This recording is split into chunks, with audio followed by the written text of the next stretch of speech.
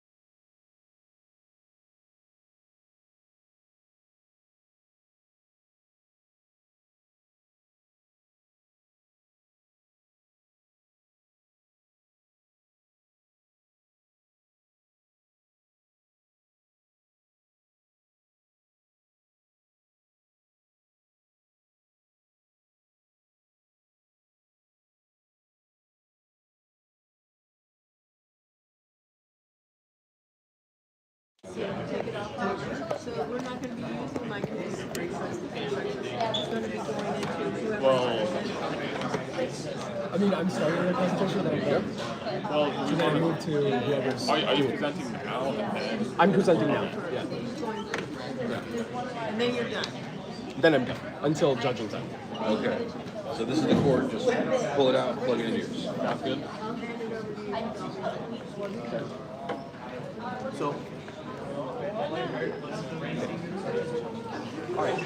Okay. So, Are we using our own laptop? yes. So I You can explain everything how to get to the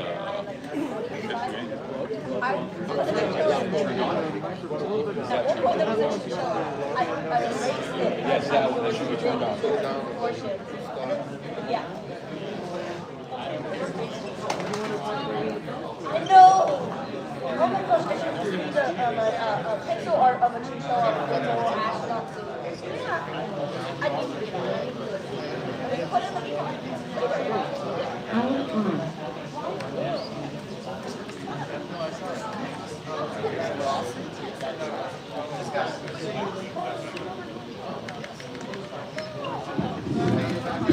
Hello?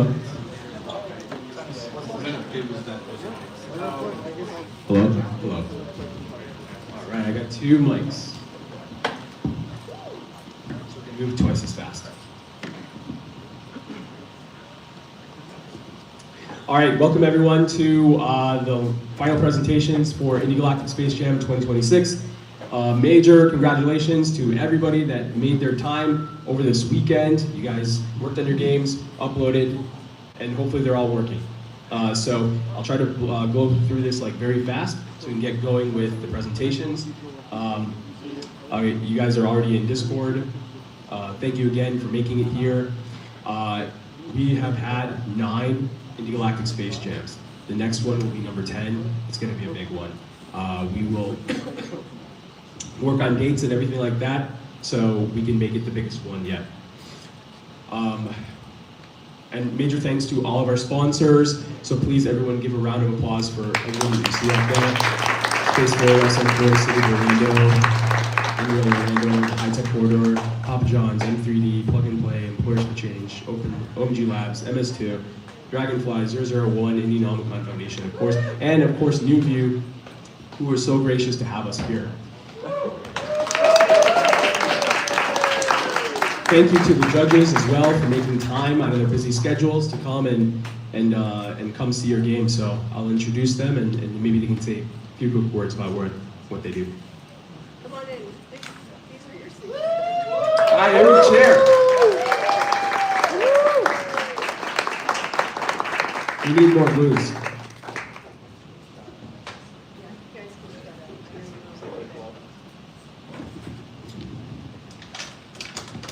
I'm David Metcalf from UCF's Institute for Simulation and Training. My space background is worked for Kennedy Space Center for a long time, built their multimedia lab in the early days, and hand-coded some of the image interfaces to the Hubble telescope, and I've had a hand in a number of space activities since then.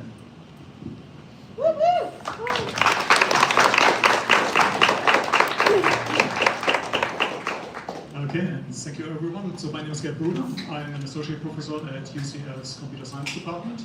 And my space background is also that I've been doing VR and AR for more than 20 years. And I've been doing a lot of work with autonomous systems for the Artemis project and those other things that NASA is interested in. So,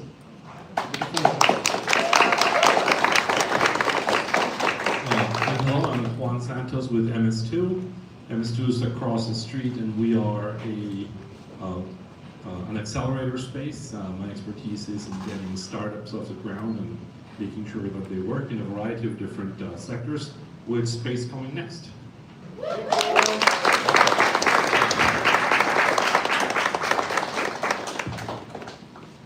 Thank you.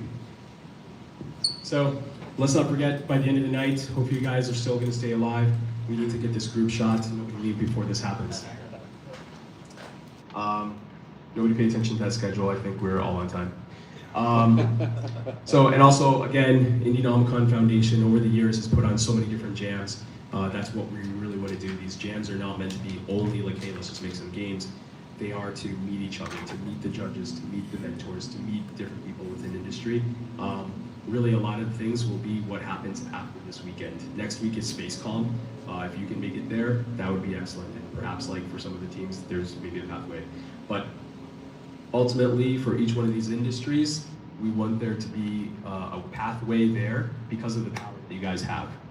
Game development is something where there's a lot of integration, a lot of technologies that kind of come together. You guys have a special power that I think is going to be necessary for the next 50 years. So stay alive for the next 50 years, please. Also, thank you to Newview, Clinton and Katie. You guys there? We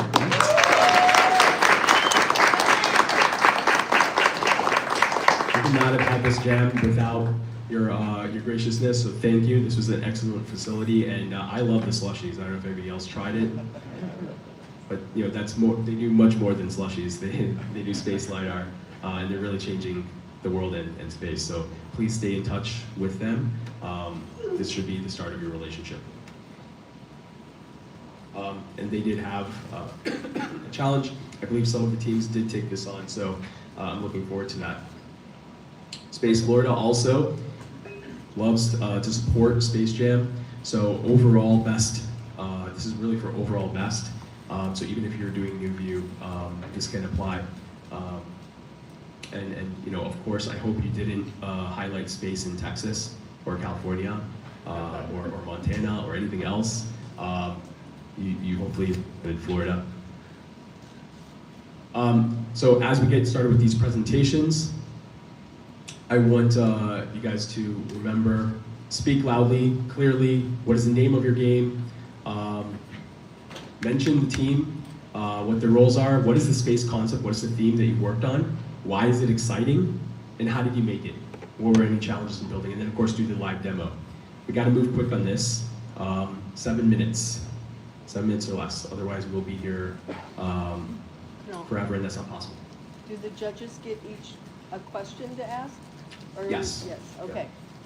So that's 5 and then 2. Yeah. 5 minutes and 2 slides. Let's see if there's anything else.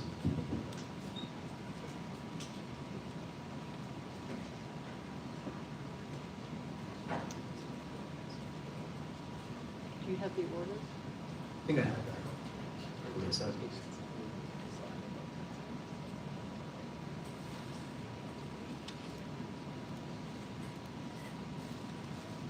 You may need to like hop out and then hop back in.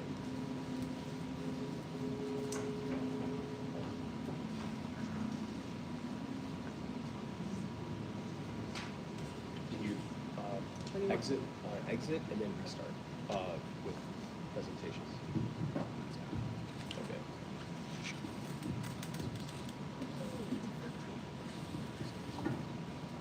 Before we get started, I do want to hopefully I'll say that Goes for back everybody. a few more.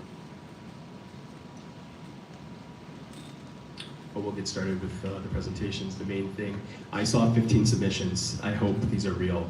I believe that's correct. And some are big, some are side quests, some are pretty small, some are serious and fun. I hope all of you guys learned something. So thank you. We're gonna get started with Team LiDAR because they're up on deck, and then I'll mention who else we can go with next. Perhaps like you guys wanna start getting your things ready. The way we'll work is like we'll use your computer because it just was working on my computer a moment ago, right? That usually happens. So make sure you're using your computer. We connect to HDMI, and we do have Bluetooth as a way to connect to your audio and stuff. It's 2966 is the speaker number. 2966. And just make sure you unpair for the next thing comes up. Okay. You need to say that because maybe they didn't know. Yeah, that's true. You might want Right, so 2966 is the speaker On Bluetooth. on Bluetooth. So as you come up and you connect to the HDMI, connect your audio to that, and then that should allow us. Pair, unpair. And then unpair. We'll remind you. We'll probably remind everybody. So with that, I'll hand it over to LiDAR, and then next. They have their own microphone. Yeah, and then next to come up, I think we could have. Let's go with Citrus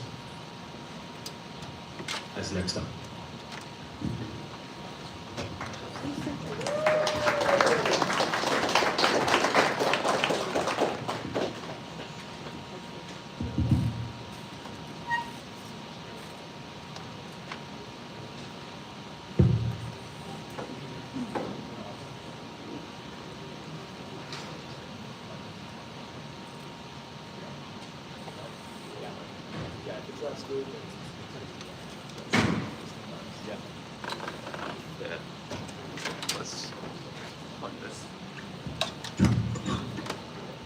No scores.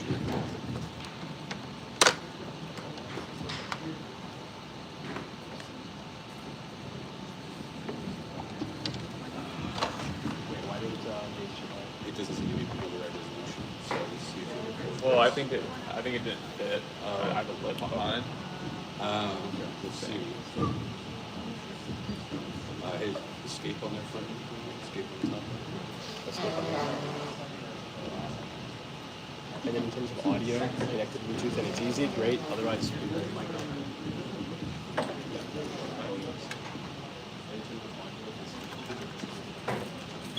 Oh. Okay. I think we're done. Okay. Doesn't start getting up to do. Oh.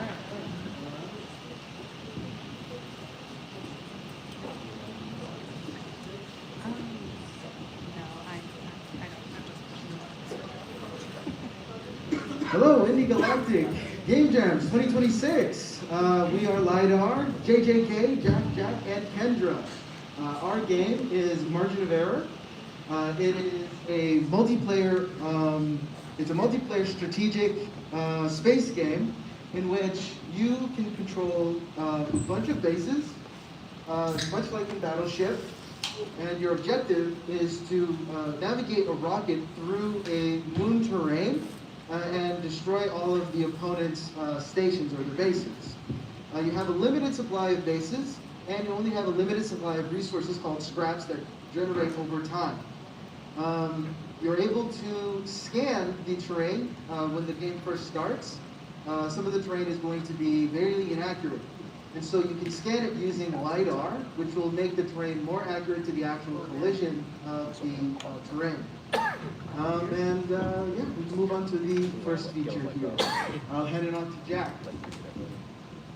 Yeah, so as soon as we heard about the New View Challenge, immediately we started thinking, how can we make those challenges that New View is tackling into a game? So we wanted to find a game concept in which the uncertainty of having bad terrain data can have a real effect on the gameplay. So one of the main features of this game is, as you can see on the right screenshot here, we have a difference between the actual terrain and then the terrain that you initially start with. So if you can see, the green collision shape is what's actually on the planet. But as you play the game, you can see the peaks and valleys don't line up as much. So that kind of highlights what the New View team was mentioning about how some of the best technologies can have a deviation of up to, I believe it was 9 meters or 9 feet. So we wanted to make that a real central part of the game. So as Jack was mentioning, a big portion is you start out with your half of the map and you slowly reveal the terrain to be more accurate.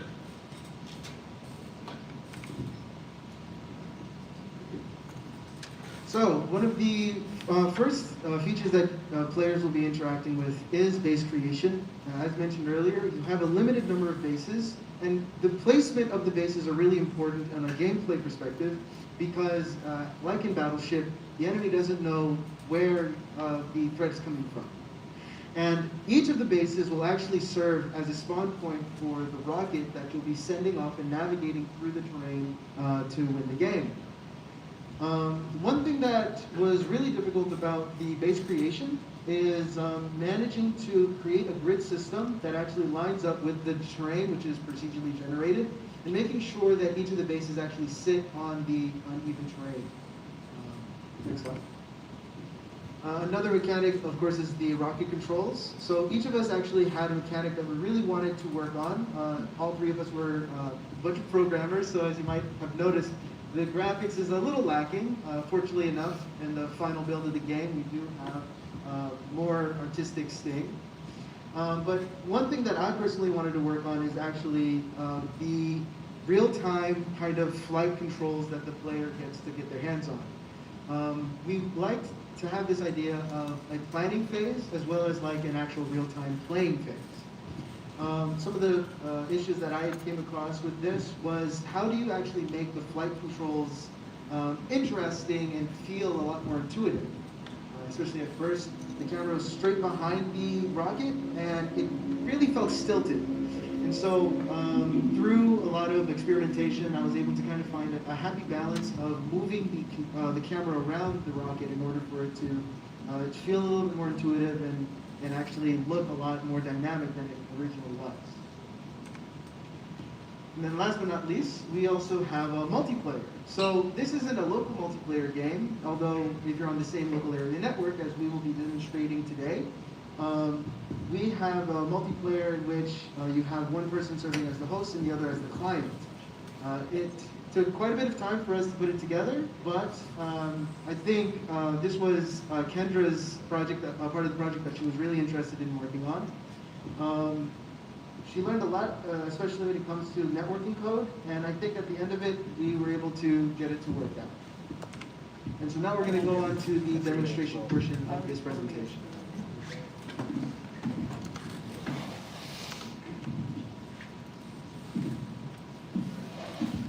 So the way this is going to work is we have Jack, who's going to be serving as the host for this playthrough. We are connected to Living Network, which is the local area network that I brought here for the event. Kendra is also going to be playing with another instance of the game on her computer. We'll be generating a code for the other player to join in the game. And there we go. So right now, we have full camera controls. This side of the map over here, we'll be able to create the different bases. And this darkened area, we don't know what the terrain actually looks like, and it's going to be very inaccurate. So after creating all of the different scraps, we're going to be waiting for the other player to create their bases as well. And then we generate our resources, the scraps right over here, that you can use in order for you to either fire the missile or scan the region. Scanning the region makes it easier for you to locate the actual base, as well as reveal more accurate parts of the map. And so there's a couple strategies that you can actually have. One in which you're just mainly focusing on firing missiles and essentially risking through the terrain. And then the other one, which is scanning the region and really knowing where you're going before you actually decide to take down all of the bases. So right now you have Jack just trying to navigate through with his rocket to take down Kendra's bases. It has a first-person view, and then you also saw kind of like an overtop view to kind of get a better lay of the land there. I can actually hit him.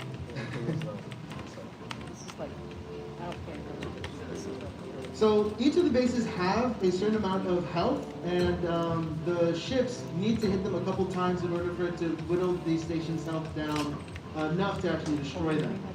So again, it's not really a matter of trying to just bombard them all at once, but trying to strategically figure a way to navigate to the enemy base and take down each of the stations one by one. Jack, you have 1 minute. All right, so we're actually going to go ahead and move on to the next part of the presentation here.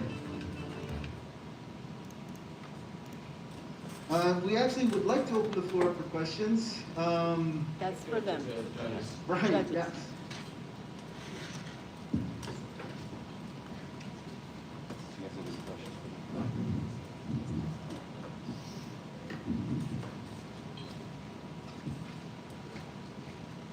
So how does the terrain affect the other player's ability to hit the base?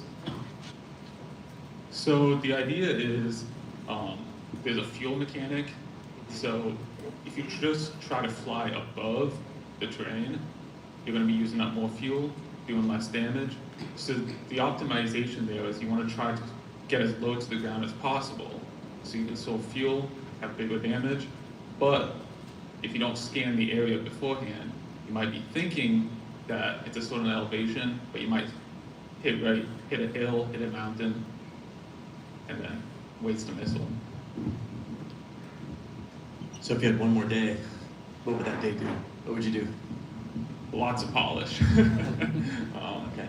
We had a lot of ambition as far as all these mechanics that we wanted to blend together, and with that came a lot of bugs that just came up trying to put every piece together.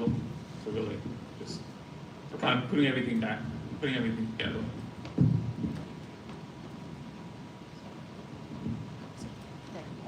All right, thank you.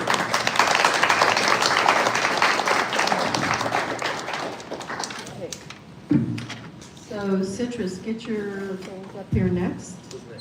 Citrus. After Citrus.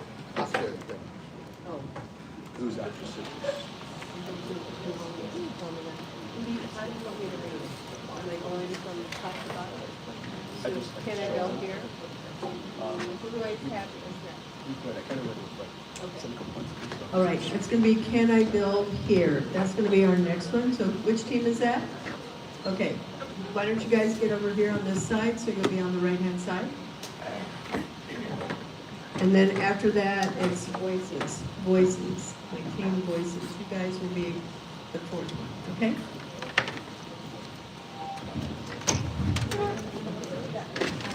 One. For yours, you're presenting on your laptop, right? Yes. Okay.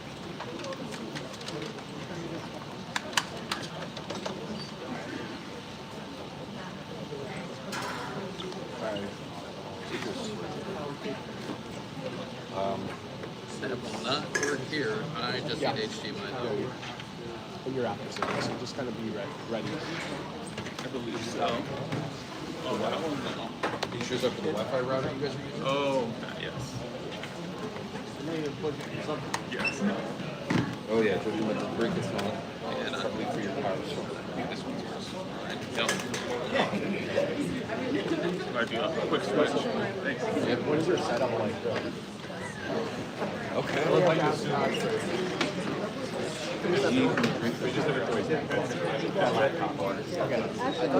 water's on the floor. What? Just make sure to make the connection with the Florida oranges in Florida. What were you saying? You wanted like a show earlier? Earlier? Yeah. I think like if there's like some complications and things, then it's like maybe a little bit earlier, like you're able to like work something out. I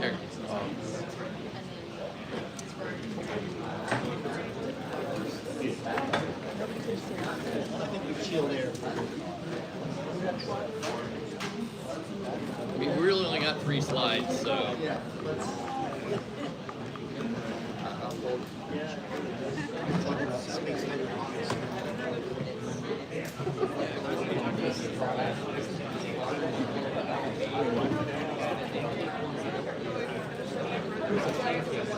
Oh yeah. I don't know. I mean, props to anyone who did a pancake. I know. But I just never been like, there's a bot, like, still bots do that on China. Sometimes, malware. Yeah. Yeah, I'll take a look. I haven't downloaded it. Oh yeah. It was very enticing. You should be have a microphone. Oh, sorry. We're ready to go. Thank you so much. I turned it off. Gil, you're gonna have to turn it on. I turned it off. It is on. I already turned it off. Hi everyone. Can everyone hear me all right in the back? Beautiful. So we have been building a game we call Citrus to the Stars. One of the most interesting concepts when it comes to space is hydroponics. It's growing plants. And this is something that we thought would lend itself really well to a game. So we focused in particular on the citrus because we've had lots of problems with citruses here in Florida, but we're very well known for them. And I don't know if any of you have a Florida license plate with an orange on the back of it, but we thought they did a pretty good job of representing this state. So growing food in space is a much bigger challenge than it is on Earth. This game, we're looking at sort of a thick management game meets Overcooked. So the stresses of growing something that really wants to die in an environment it was never meant to be in, plus the management of a space station, which is a whole other beast onto itself. So the concept when we sat down was, as you meet the quota of your funky space company, you are able to spend money and build onto your space station that we've been inspired by very much the International Space Station. We did a lot of research into NASA's work in hydroponics and NASA's work in growing plants in space. Most recently, I think they did chili peppers. And so we learned a lot about it. There are a couple of different considerations and variables we had to keep in mind. One of the most interesting is oxygen and CO2. Because there's no gravity in space, there's nothing to move that oxygen or that CO2 around. So even as plants produce oxygen, if you don't have fans pushing that oxygen out of the way, they will suffocate themselves because the oxygen just sits there. You cannot plant in dirt in space because dirt will not stick together if there's no gravity to hold it down. So it has to be planted in vacuum sealed containers in like a gel substance.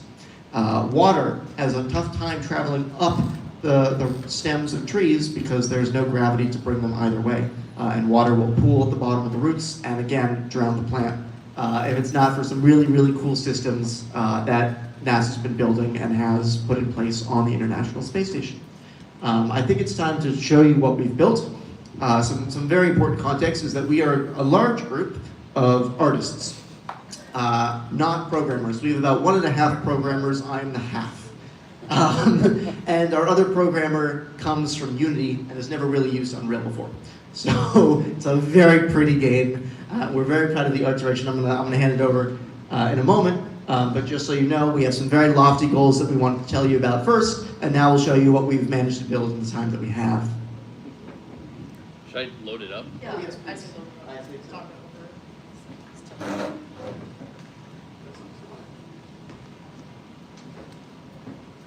Gil, Yes.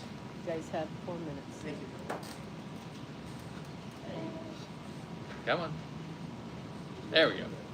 Yeah, so like Gil There is a mentioned, fully functional menu. yeah, I was gonna say, so like Gil mentioned, just like the difficulties of growing fruit and food in space, we had a lot of difficulties kind of creating the game, as we said. A lot of us, it was either our first time in Unreal or had never programmed in Unreal, so it was a big more learning project than maybe execution, but you're able to fly around kind of free floating and pick up oranges. So that was the main functionality, and yeah.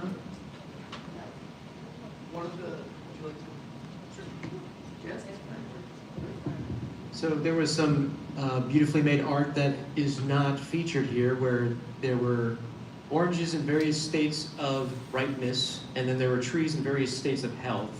But we just didn't, we weren't able to implement those in time.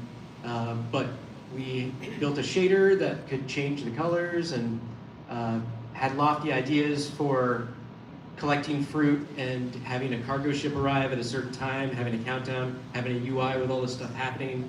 And the hydroponic system. And the hydroponic system with a huge switch and several different things like a nutrient solution that you have to monitor and pH levels you have to change according to how much oxygen and acid and alkaline is in the air and in the nutrient medium. But yeah, I guess since we're wrapping up here, is there any questions from our judges? That is Florida citrus, right? It is Absolutely Florida citrus. Florida Come on. citrus. That's it, come on.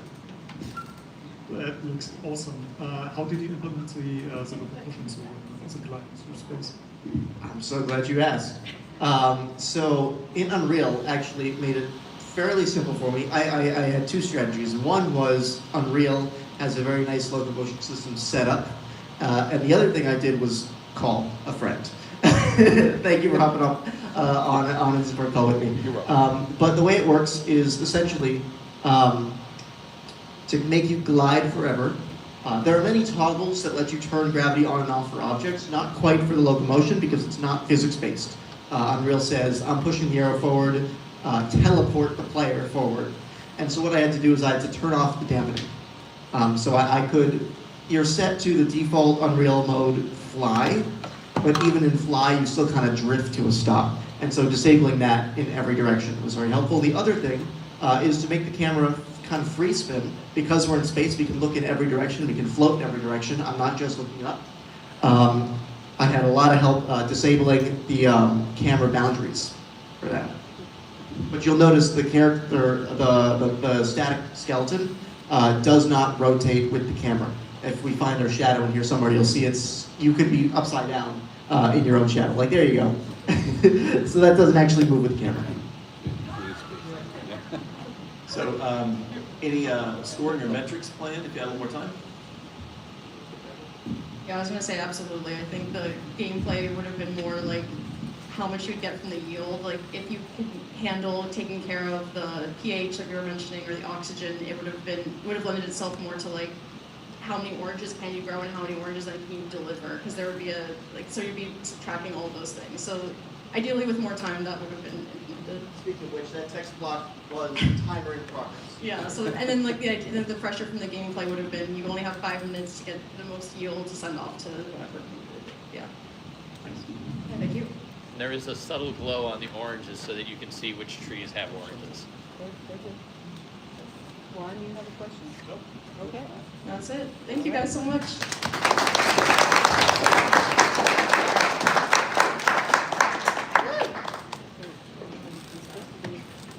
Okay. Can I build now? You guys are, where are you? You're over here on my right? Can I build now? Yeah, they're Oh, already sitting it's there. voices. They're in the back. They're right behind you.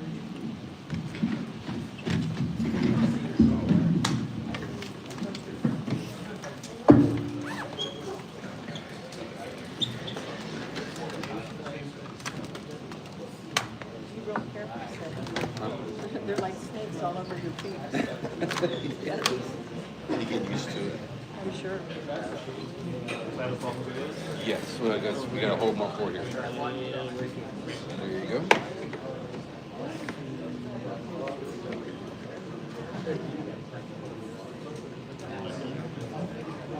The power's plugged, you're good. Good luck.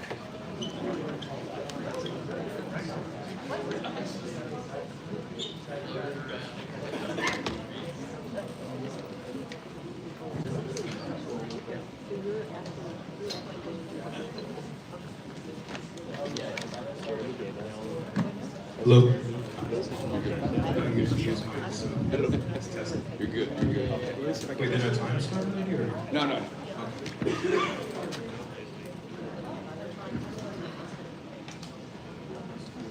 You ready? Are your time starts now? No, you tell me when you're ready. You have 1 minute left. It's more than enough time. Shit, honest.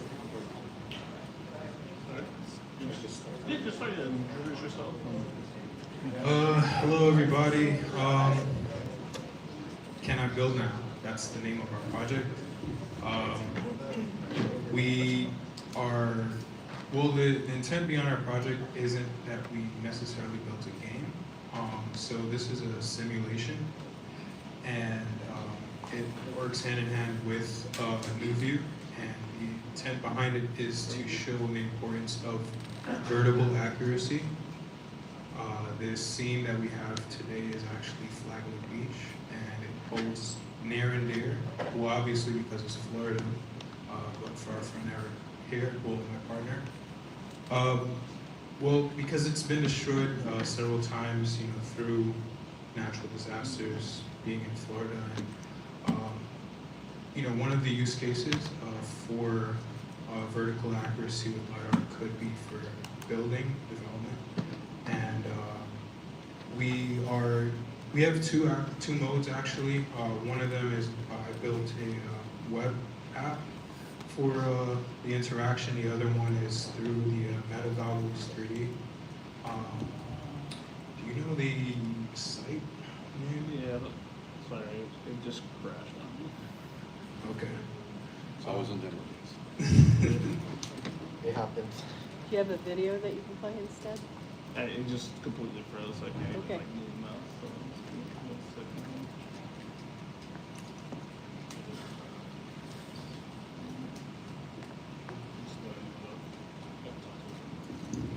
Yeah, so it's a LiDAR high res and low res of Flagler Beach. It's that pier. There's a landmark there of a pier. It's collapsed multiple times after storms. The city's put a lot of money into building things to prevent erosion. Last hurricane, A1A, half of it washed down into the ocean. So I thought if there was better LiDAR data, you would pick up more of the nuances of the sand dunes and when water levels would come up and where flooding might happen and where you might have to re-fortify it more strategically. Yeah, and probably not too helpful showing on the phone, but for those who did have a laptop, I did have a web app at newview-web-demo.vercel.app. I saved that 3 times fast. So we'll at some point be able to show you through the Meta device.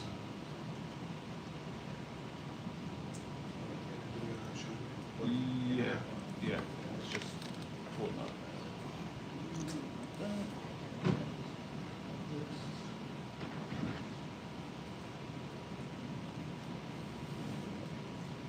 Just let me know if you see it up there. Yeah, it's still okay. We've got 4 minutes left. Okay.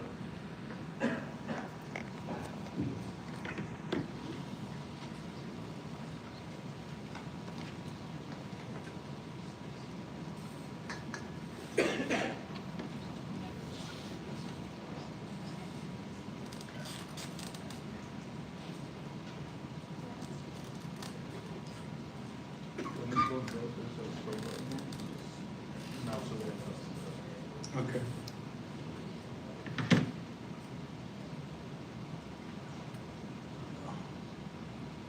Yeah, that one. Just you're getting. Let's see. All right, let's go. Can we see it up there? Yes. Yep, we can see it. All right, so here's the low res and some water, and some of the interaction that was built was to be able to toggle off the low res and then toggle in the high res. So we'll put that one in. I'll take off the low res, and by pulling the trigger, you can lift the water levels up to 10 meters, so you can base it up and see where some of the flood is. And if we took off the high res, go into low res, we could see in this area here, if I bring the water level all the way up, it shows that it won't pierce into that main road. This main road connects it from the beach all the way through the city. But if I punch this in, it's definitely flooding. So that is essentially, I felt also that I wanted to do it in VR just because you have a sense of presence and you see the depth, looking down here is great, but when you put it at the headset, you feel how deep a meter is, and it just has a more like a punch. And then I think, Yeah, well, we're gonna jump to questions. Eric, jump to questions. Sure, that's fine.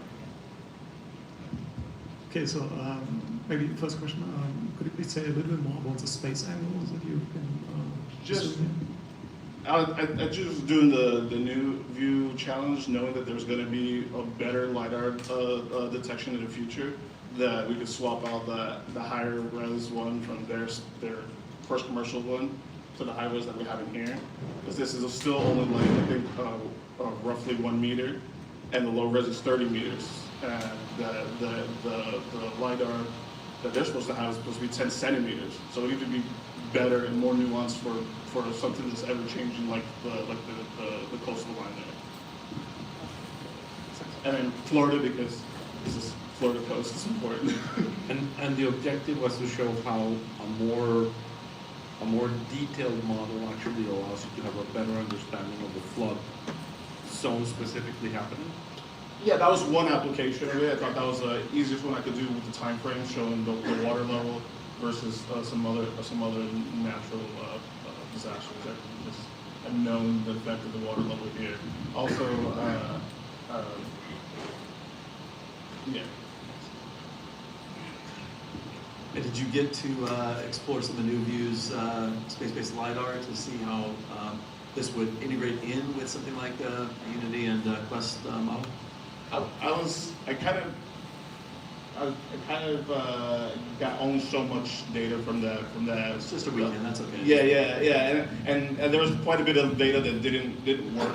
I was getting a lot of errors, so I was just going with what worked. Any other questions? All right, thank you.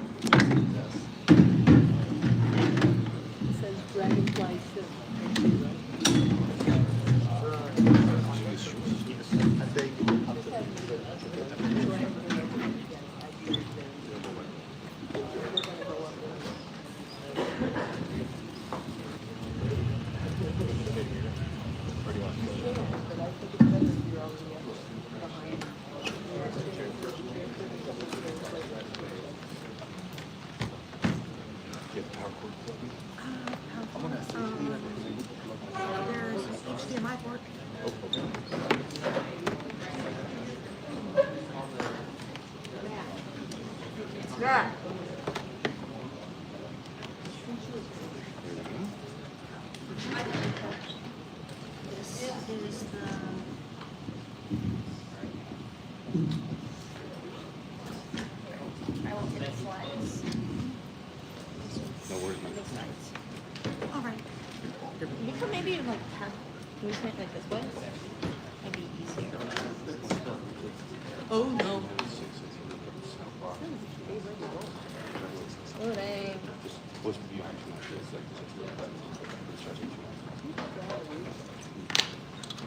There we go.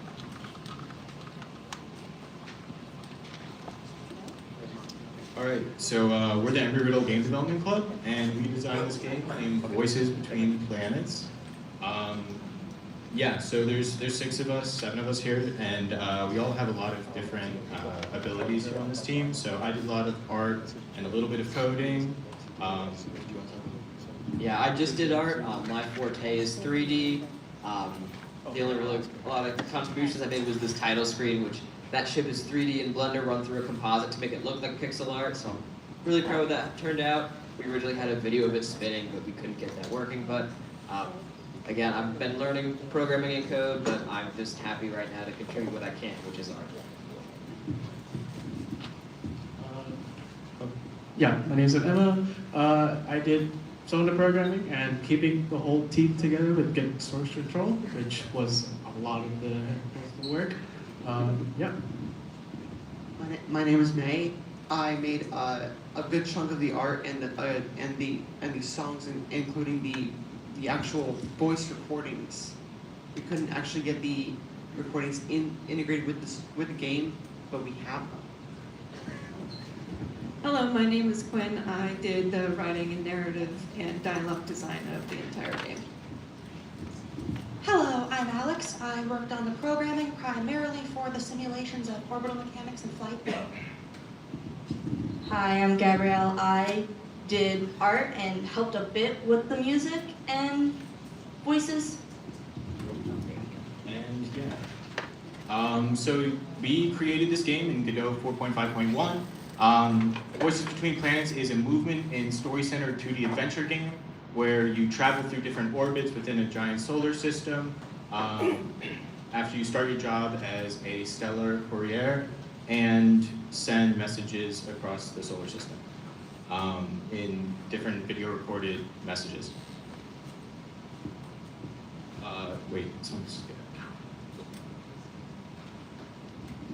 All right, so a major part of this game was that we wanted to simulate orbital mechanics, as you can see from those pictures of our solar system. Now, the way we went about doing this was that for large celestial objects, we had them classified as space objects. And basically, space objects would be, they would have their trajectories calculated right as the game initialized, because their trajectories were assumed to be fairly predictable. They were assumed to only be acting under the influence of one central body.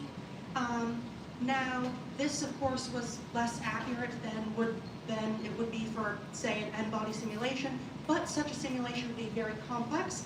It would require quite a lot of computing power and would make the game harder to run. So that trade-off was, in my opinion, very reasonable. Now, for the player's spacecraft, we couldn't just pre-predict its trajectory because, of course, the player has to be maneuvered. So for the player's spacecraft, its trajectory is calculated in real time.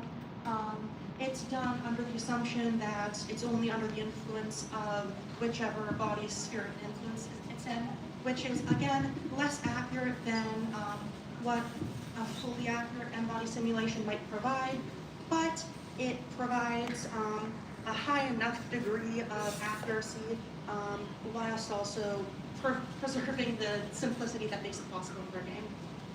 And of course, we spent quite a lot of effort making a predicted trajectory so that the player can see where their spacecraft is headed, which is necessary if they want to plan maneuvers to get around.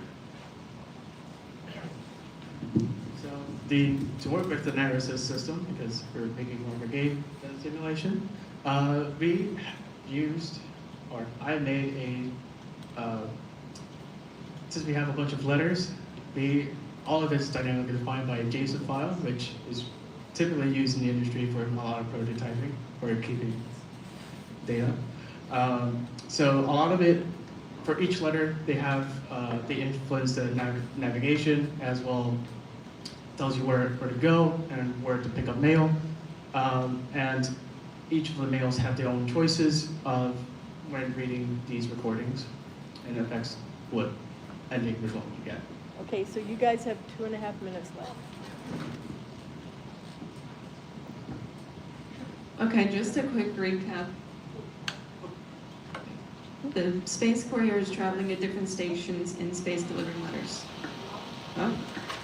Along the way, they encounter stories of lost love, friendship, and grief. Will they be able to deliver them in time or be lost in the void of space?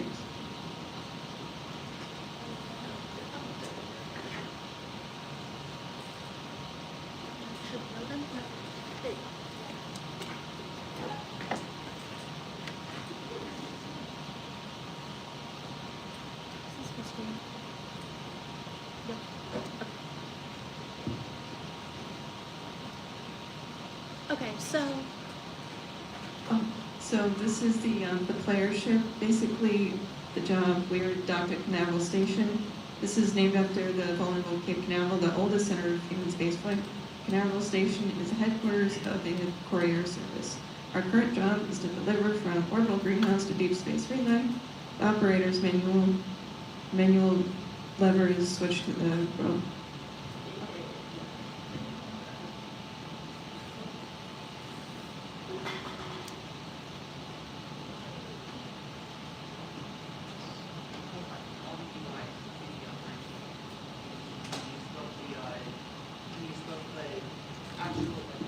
You need the microphone. Yeah, use the microphone. You can use all the point and click UI on the screen, including, and you can use button key presses. And the ability to fast forward and show your future pathing, as you can see here being used in real time, is part of the orbital calculations that were discussed earlier and are a key focus of the movement mechanics in this game and how you plan to avoid using all of your gas and losing. There are 2 ways to lose, one of which is not implemented, which would be to crash into things.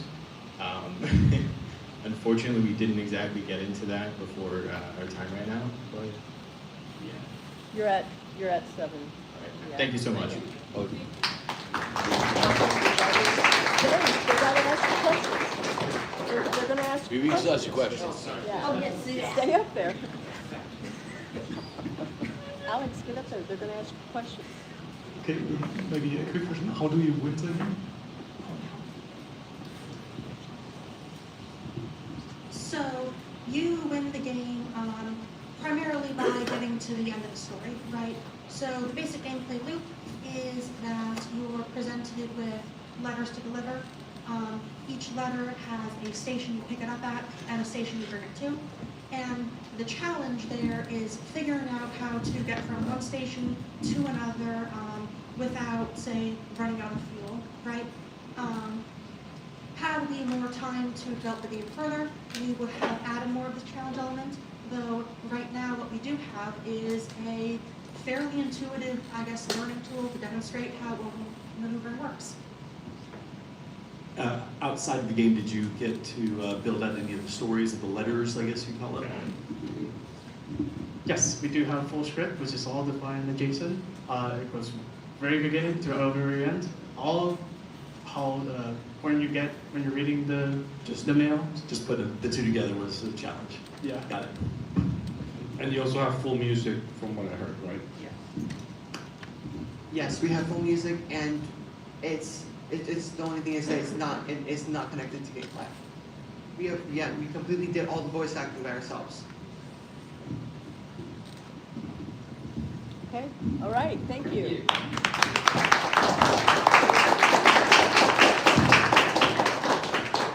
so you guys gotta go real quick.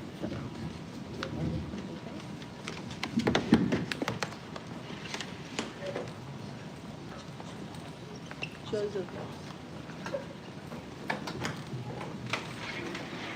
Joseph, be sure to say your team name. Well, I already said it's Dragonfly. He's next. And then where's Brad? Where's Brad? These guys are after No.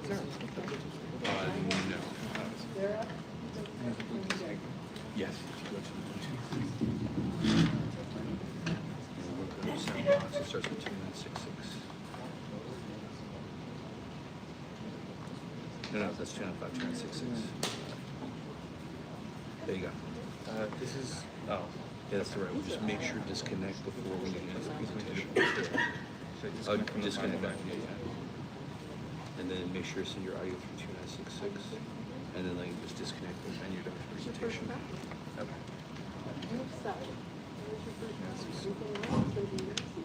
All right, and also as a matter of efficiency too, as a team completes their demo, they move on to getting questions from the judges. When that's happening, the next team can be setting up. Right? No, I understand. I'm just saying that process can begin. So while they're answering questions from the judges, that next team can just be actually connecting the HDMI, so it moves a little bit. The changeover moves a little bit faster.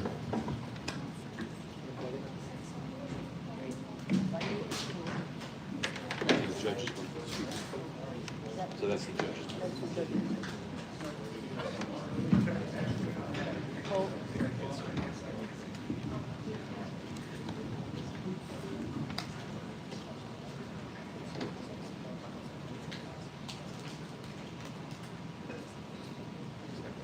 Where's your microphone?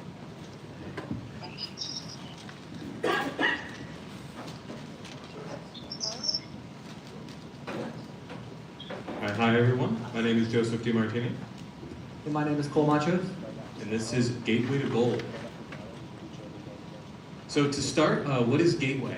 So Gateway is a NASA lunar orbiter that is currently in development and is going to act as a gateway to future Artemis missions, Mars, and some deep space research. So we wanted to design a game around that, hence the name Gateway to Gold. So our game takes place in the near future when Gateway is around the moon. You're a NASA astronaut aboard the station, and you are working with Mission Control at KSC in Florida and performing various maneuvers such as rendezvousing with asteroids, performing spectroscopy, and a couple more missions like that. And so our goal with this project was to gamify education. We wanted to teach students real science while also making sure that it's still fun. So our game uses real Newtonian orbital mechanics to simulate orbits, maneuvers, delta V and whatnot. We also have live visualizations of the classical orbital elements, which describe the orbits in 3D, so it's easier to visualize. Spectroscopy, so you can see the presence of rich materials in asteroids, some gamified remote satellite operation, and a dynamic mission system that allows you to do lots of different types of missions in kind of a sandbox environment.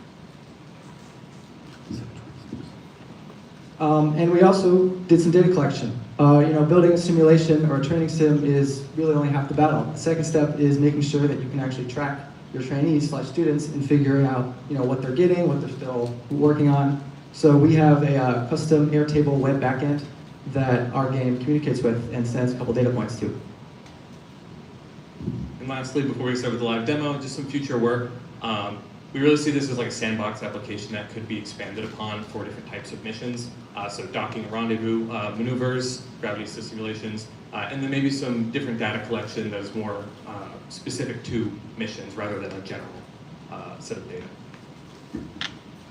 All right, so we're going to try and do a live demo, but we've done enough of these game jams that we have a video just in case things go south, but we're going to attempt it.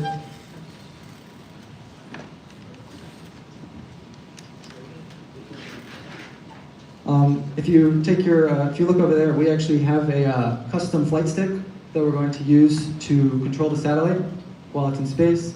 And while that isn't necessarily realistic, since most satellites are controlled with complex computers and whatnot, but that's sort of the more gamifying aspect that we were talking about. It teaches people, what it's like to work in a frictionless environment, and it's difficult, but it's fun to fly around the satellite. We thought it would be a good experience for any trainees. Did you forget your pins? My keyboard's not working.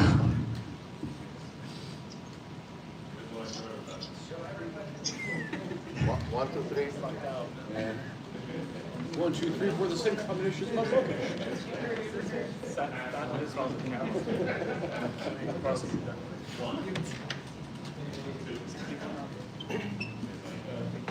Apparently his keyboard stopped working. Yeah, we're good. This is why we have the video. All right. There we go.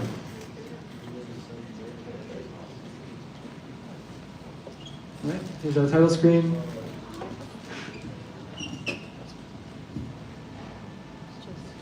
Nice ambient music. So here's our general UI. It's a little complicated, so we'll take you through it as we go. As you can see, he's using the flight stick around to control the satellite.